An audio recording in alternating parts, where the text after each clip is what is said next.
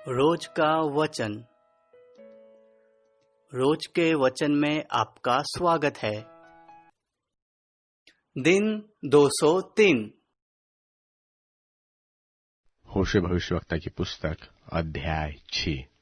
होशे भविष्यवक्ता की पुस्तक अध्याय 6। चलो हम यहोवा की ओर फिरे, क्योंकि उसी ने फाड़ा और वही चंगा भी करेगा। उसी ने मारा और वही हमारे घाव पर पट्टी बांधेगा। 2 दिन के बाद वह हमको जिलाएगा और तीसरे दिन वह हमको उठाकर खड़ा करेगा। तब हम उसके सन्मुख जीवित रहेंगे। आओ हम ज्ञान ढूंढे, वरन यहोवा का ज्ञान प्राप्त करने के लिए बड़ा यत्न भी करें, क्योंकि यहोवा का प्रकट होना भोर का सा निश्चित है, और वह हमारे ऊपर वर्षा की नाई, वरन वर्षा के अंत की वर्षा के समान, जिससे भूमि सिंचती है, आएगा। हे प्रेम, मैं तुझसे क्या करूं? हे यहूदा, मैं तुझसे क्या करूं? तुम्हारा स्नेह तो भोर के मेघ और सवेरे उड़ जाने वाली ओस के समान है। इस कारण मैंने भविष्यवक्ताओं के द्वारा उन पर मानो कुल्हाड़ी चलाकर काट डाला और अपने वचनों से उनको घात किया, और मेरा न्याय प्रकाश के समान चमकता है। मैं तो बलिदान से नहीं, कृपा ही से प्रसन्न होता हूँ, और होम बलियों से अधिक यह चाहता हूँ कि लोग परमेश्वर का ज्ञान रखें। परंतु उन लोगों ने आदम की नाई वाचा को तोड़ दिया। उन्होंने यहाँ मुझसे विश्वासघात किया है। गिलाद नाम गढ़ी तो अनर्थकारियों के भरी है, वह खून से भरी हुई है। और जैसे डाकुओं के दल किसी के घात में बैठते हैं, वैसे ही याजकों का दल शकेम के मार्ग में बध करता है। वरन उन्होंने महापाप भी किया है। इस्राएल के घराने में मैंने रोए खड़े होने का कारण देखा है। उसमें एप्रेम का छिनाल और इस्राएल की अशुद्धता पाई जाती है। फिर हे यहूदा, जब मैं अपनी प्रजा को बंधुआई से लौटा ले आऊंगा, उस समय के लिए तेरे निमित्त भी पलटा ठहराया हुआ है।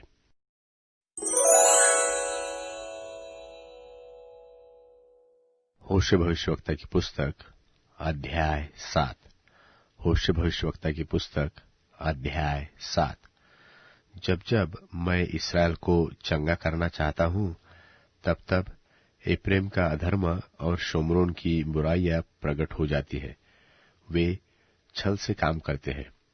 चोर तो भीतर घुसता और डाकुओं का दल बाहर छीन लेता है, और वे नहीं सोचते कि यहोवा हमारी सारी बुराई को स्मरण रखता है। इसलिए अब वे अपने कामों के जाल में फंसेंगे, क्योंकि उनके कार्य मेरी दृष्टि में बने हैं। वे राजा को बुराई करने से और अपने हाकिमों को झूठ बोलने से आनंदित करते हैं। वे सब के सब व्यभिचारी हैं। वे उस तनूर के समान है, जिसको पकाने वाला गर्म तो करता है, पर जब तक आटा गूंधा नहीं जाता और खमीर से फूल नहीं चुकता, तब तक वह आग को नहीं उस्काता। हमारे राजा के जन्मदिन में हाकिम दाख मधु पीकर चूर हुए। उसने ठट्टा करने वालों से अपना हाथ मिलाया। जब तक वे हाथ लगाए बैठे रहते हैं, तब तक वे अपना मन तनूर की नाई तैयार किए रहते हैं।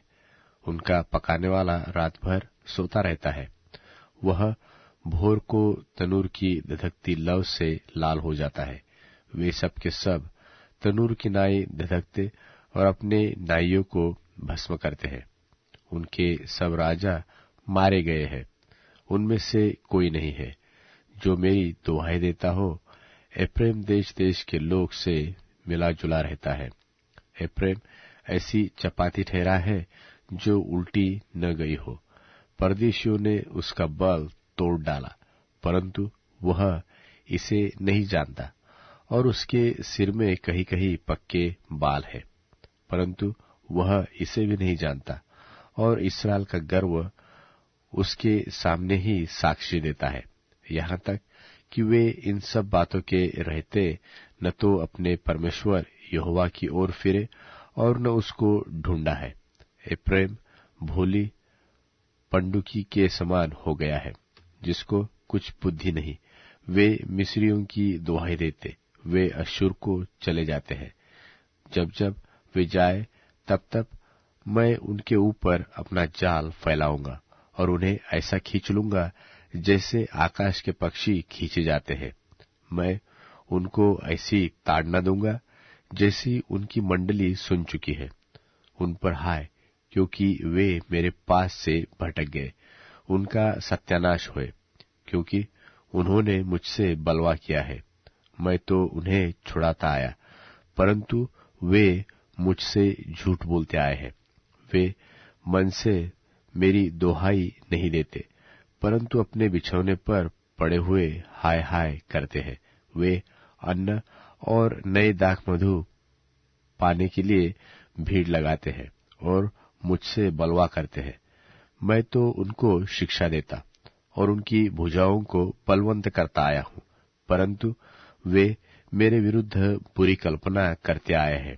वे फिरते तो हैं, परंतु परम प्रधान की ओर नहीं। वे धोखा देने वाले मनुष्य के समान हैं, इसलिए उनके हाकिम अपनी क्रोध भरी बातों के कारण तलवार से मारे जाएंगे। मिस्र देश में उनके ठट्टों में उड़ाए जाने का यही कारण होगा।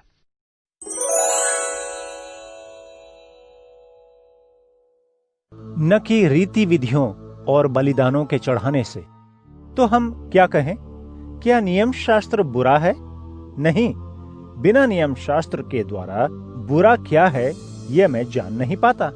उदाहरण के लिए, यदि परमेश्वर ने यह दोहराया न होता कि तुम लालच मत करो, तो लालच क्या है यह नहीं जाना जाता। आज्ञा दिए जाने के कारण मेरे भीतर गुनाह ने अवसर पाकर तमाम प्रकार की लालसा को उत्पन्न कर डाला। एक समय था जब मैं नियमों आज्ञाओं से हटकर जीवन बिता रहा था, किंतु जब नियम आज्ञाएं दी गईं, पाप फिर से जागृत हो गया और मैं मर गया। जिस आज्ञा से अपेक्षा ये थी कि वो जीवन लाएगी, वही मौत लेकर आई, इसलिए कि बुराई ने आज्ञा की मदद से फायदा उठाकर मुझे धोखा दिया और मुझे आज्ञा से मार डाला। इसलिए परमेश्वरीय आज्ञाएं पवित्र, अच्छी और खरी हैं। जो अच्छा है, क्या वो मेरे लिए मौत बन सकता है? बिल्कुल नहीं, परंतु इसलिए कि पाप बुरा ही दिख सके, जो कुछ अच्छा था उसने मुझ में मौत पैदा की, ताकि आज्ञा के द्वारा पाप अधिकाई से बुरा दिख सके। हम जानते हैं कि नियम शास्त्र आत्मिक है, किंतु मैं आत्मिक नहीं हूं और पाप के हाथ गुलाम के रूप में बिका हुआ हूं। मुझे समझ नहीं आता कि क्या करता हूं, क्योंकि जो कुछ मैं करना चाहता हूं वो नहीं कर पाता, लेकिन वही करता हूं जिससे मुझे नफरत है। यदि मैं वो करता हूं जो नहीं करना चाहता, मैं ये मान लेता हूं कि मूसा द्वारा दिए नियम और आज्ञाएं अच्छी हैं। ऐसी स्थिति में इसका करने वाला मैं नहीं, लेकिन मुझ में बसा हुआ पुराना स्वभाव है। मैं जानता हूं कि मुझ में अर्थात मेरी देह में कुछ भी अच्छा नहीं है। जिस अच्छे काम की मैं चाह करता हूं वो नहीं कर पाता हूं। जो बुरा मैं नहीं करना चाहता हूं वही करता रहता हूं। यदि मैं वो करता हूं जो नहीं चाहता, तो उसका करने वाला मैं नहीं हूं, लेकिन मुझ में बसा हुआ बुरा स्वभाव है।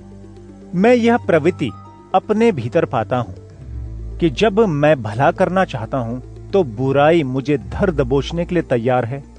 मैं अपने भीतर परमेश्वर की बातों से खुश रहता हूं, किंतु मेरी देह के अंगों में दूसरे कामों को देखता हूं, जो मेरे मन के विचारों से लड़ाई करके मुझे मेरे अंगों में कार्य करने वाली बुरी कार्य प्रणाली का गुलाम बनाती है। मैं कैसा असहाय मनुष्य हूं! मुझे इस मौत की देह से कौन आजाद करेगा? मैं अपने स्वामी यीशु मसीह परमेश्वर का धन्यवाद करता हूं। मैं अपने मन में तो नियम और आज्ञाओं का गुलाम हूं, किंतु बुरे स्वभाव में पाप की प्रणाली का गुलाम हूं।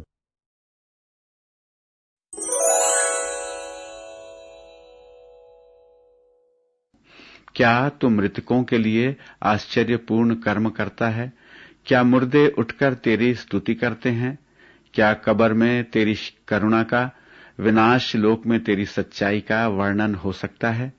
क्या अंधकार में तेरे आश्चर्यपूर्ण कर्मों को, विस्मृति के गर्भ में तेरी धार्मिकता को प्रकट किया जा सकता है? प्रभु, मैं तेरी दुहाई देता हूं। प्रातः मेरी प्रार्थना तेरे समक्ष पहुंचती है। हे प्रभु, तू क्यों मुझे त्याग रहा है? क्यों तू अपना मुख मुझसे छिपा रहा है? मैं पीड़ित हूं और बचपन से ही रोगी हूं।